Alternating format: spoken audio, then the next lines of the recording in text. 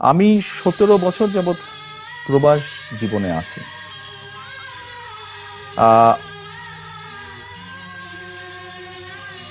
111 তথাকথিত 111 সরকারের সময় যেই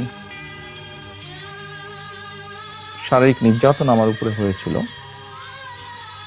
তারপরে চিকিৎসার জন্য আমি এই দেশে আসি। আমি যখন এখানে আসি, আমার ভাইকে আমি রেখে এসেছিলাম, ছোট ভাইকে। আমি যখন এই দেশে আসি, আমার সুস্থ মাকে আমি রেখে এসেছিলাম। একটি ঘর রেখে এসেছিলাম, যেই ঘরে আমি এবং আমার ছোট ভাই বড় হয়েছি, যেই ঘরে আমার বাবার স্মৃতি ছিল, যেই ঘরে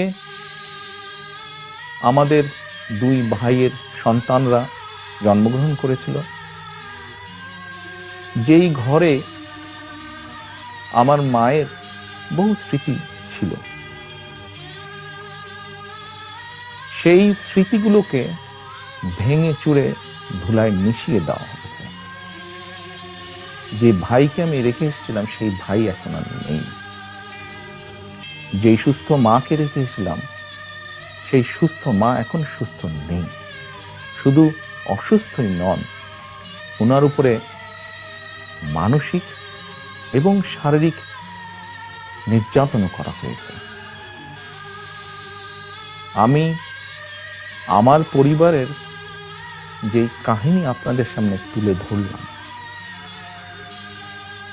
এটিকে আপনারা কাহিনী বলুন বা সংগ্রাম বলুন, যেটাই বলুন না কেন, এটি শুধু আমার কাহিনী না, আমার পরিবারের কাহিনী না। এরকম কাহিনী বাংলাদেশের শত না, হাজার হাজার পরিবারের, বা যেই পরিবারের বাবা, যেই পরিবারের ভাই, যে পরিবারের স্বামী, তার ঘর বাড়ি ধ্বংস করে দেওয়া হয়েছে, হ্যান্ডকাফ পরা অবস্থায় হাসপাতালের বারান্দায় মারা গিয়েছে, তা না হলে হ্যান্ডকাফ পরা অবস্থায় জেলের ভিতরে মারা গিয়েছে, সহায় সম্পত্তি ধ্বংস করে দেওয়া হয়েছে। এই সকল অন্যায়, এই সকল হত্যা, এই সকল নির্যাতনের জন্য যারা দায়ী,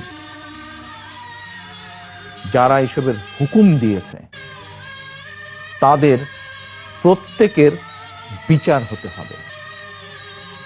এটি প্রতিশোধের কোনো বিষয় নয়, এটি